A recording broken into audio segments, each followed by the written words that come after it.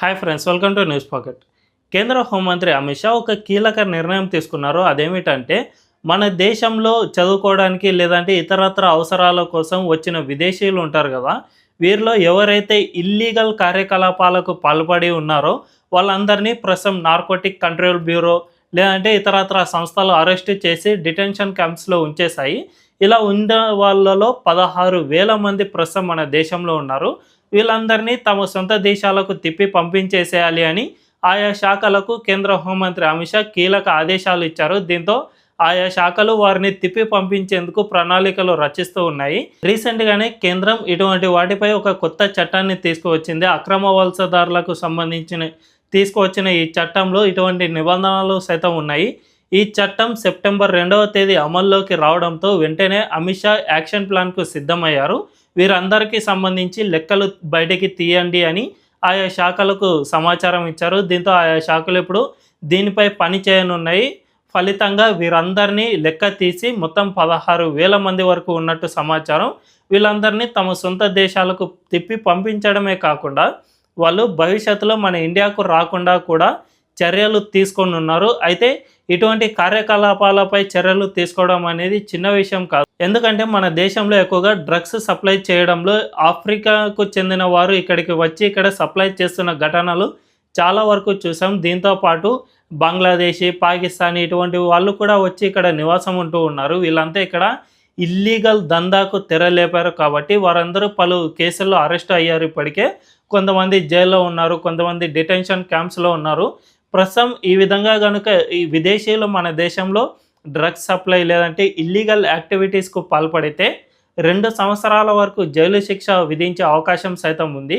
So ఈ విధంగా 2 సంవత్సరాలు జైలు శిక్ష ఎవరైతే పూర్తి చేసుకున్నారో వాళ్ళందరినీ నార్మల్ పీపుల్ మధ్యలోకి వదలరు. వాళ్ళని మళ్ళీ తీసుకువెళ్ళి డిటెన్షన్ క్యాంప్స్లోకి వదిలిపెడతారు. సో వాళ్ళు ఆ క్యాంపుల్లో మాత్రమే ఉండడానికి వీలవుతుంది.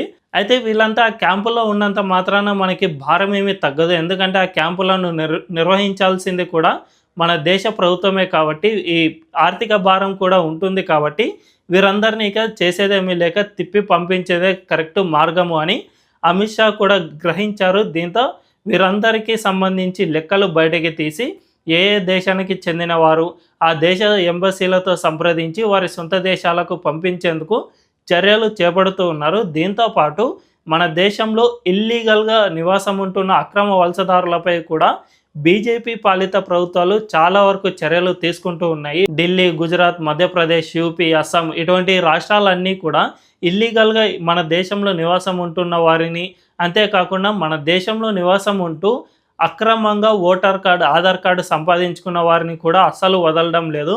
వారందరినీ ఎక్కడికక్కడ గుర్తించి వారిని డిటెన్షన్ క్యాంపులకు తరలించే ప్రయత్నం బీజేపీ పాలిత రాష్ట్రాలు చేస్తూ ఉన్నాయి. సో దీనివల్ల మన దేశంలో అక్రమంగా నివాసం ఉంటున్న రోహింగ్యాలు, బంగ్లాదేశీయులు వీరందరినీ సైతం బీజేపీ పాలిత ప్రాంతాలు అస్సలు వదిలిపెట్టడం లేదు.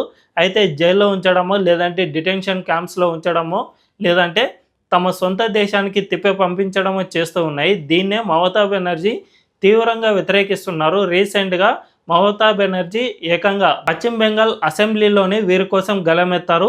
బెంగాలీ మాట్లాడే వారిని బీజేపీ పాలిత రాష్ట్రాలు హింసిస్తూ ఉన్నాయి, వారిని అసలు బతకనివ్వడం లేదు అనే విధంగా అసెంబ్లీలోనే ఇటువంటి వ్యాఖ్యలు చేశారు. అయితే నిజమైన బెంగాలీలను మన దేశంలో ఎక్కడ కూడా ఏ పార్టీ లేదా ఏ ప్రభుత్వము కూడా హింసించడం లేదు. జస్ట్ బీజేపీ పాలిత రాష్ట్రాలు చేస్తున్నది అంతా ఒకటే. అదేమిటంటే ఇల్లీగల్గా మన దేశంలోకి వచ్చి ఇక్కడ అక్రమంగా ఎవరైతే నివాసం ఉంటూ ఉన్నారో వారిపై మాత్రమే బీజేపీ పాలిత రాష్ట్రాలు చర్యలు తీసుకుంటూ ఉన్నాయి. కానీ వారందరికీ మమతా బెనర్జీనే voter card and Aadhaar card ఇచ్చి సైతం వారిని పెంచి పోషిస్తూ ఉన్నారు. కాబట్టి వారి కోసం అసెంబ్లీ వేదికగా గలమెత్తిన సంగతి మనందరం చూస్తూనే ఉన్నాం. అయితే ఇటువంటి అక్రమ వలసదారులందరినీ మనం తిప్పి పంపించాల్సిన అవసరం ఎంతైనా ఉంది. ఎందుకంటే వీరి వల్ల స్థానికంగా illegal activity and crime rate అనేది చాలా పెరిగిపోతూ ఉంది.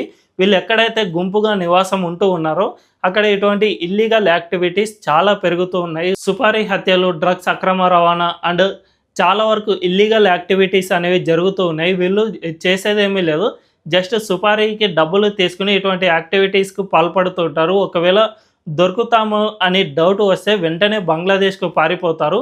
అప్పుడు వీరిపై ఉన్న కేసులు ఏమాత్రం ఉండవు. ఎందుకంటే జనరల్గా ఇండియన్ సిటిజన్ ఎవరైనా నేరం చేశారనుకోండి, వారికి సంబంధించిన ఫుట్ ప్రింట్స్ లేదంటే వేలిముద్రలు ఆర్ ఐరిష్ ఇటువంటి వాటి అన్నిటికీ సంబంధించిన డీటెయిల్స్ మన ఇండియన్ గవర్నమెంట్ దగ్గర ఉంటాయి. ఆధార్ కార్డు రూపంలో మనందరం ఇస్తాం కాబట్టి వారిని వెంటనే పట్టుకోవచ్చు. కానీ ఇల్లీగల్గా మన దేశంలో వచ్చి ఉంటున్న వాడిని మనం అస్సలు పట్టుకోవడానికి దాదాపు వీలు కాదు. ఎందుకంటే అతను వెంటనే బంగ్లాదేశ్కు పారిపోతాడు కాబట్టి అతనికి సంబంధించిన ఆధారాలు ఏవి కూడా మన ఇండియన్స్ దగ్గర ఉండవు కాబట్టి వారిని పట్టుకోవడం కూడా చాలా కష్టం అవుతుంది. దీనివల్ల ఈ క్రైమ్ రేట్ అనేది చాలా వరకు పెరిగిపోతుంది. ఇటువంటి వారిపై అస్సాం సీఎం చాలా పకడ్బందీ చర్యలు తీసుకుంటూ ఉన్నారు. తన రాష్ట్రంలో నివాసం ఉంటున్న వేలాది బంగ్లాదేశీలను తిప్పి పంపించే ప్రయత్నం చేస్తూ ఉన్నారు.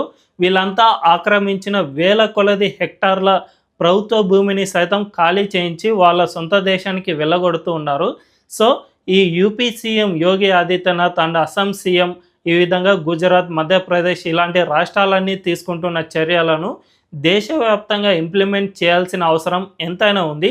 ఈ అక్రమ వలసదారులను మనం అస్సలు ఉపేక్షించకూడదు. ఎందుకంటే వీరి వల్ల మన ఉపాధి కోల్పోవడమే కాకుండా ఇక్కడ క్రైమ్ రేట్ కూడా పెరిగిపోతుంది. కాబట్టి కేంద్ర హోంమంత్రి అమిత్ షా ప్రస్తుతం తీసుకున్న ఇటువంటి చర్యలను మరింత విస్తరించి మొత్తం అక్రమ వలసదారులందరినీ తమ సొంత దేశానికి తిప్పి పంపించే విధంగా చర్యలు తీసుకోవాలని మనందరం కోరుకుందాం. ఈ వీడియో కనుక మీకు నచ్చినట్లయితే ఖచ్చితంగా మా ఛానల్ను సబ్స్క్రైబ్ చేసుకోండి అండ్ బెల్ ఐకాన్ క్లిక్ చేయడం అస్సలు మర్చిపోవద్దు. Thank you.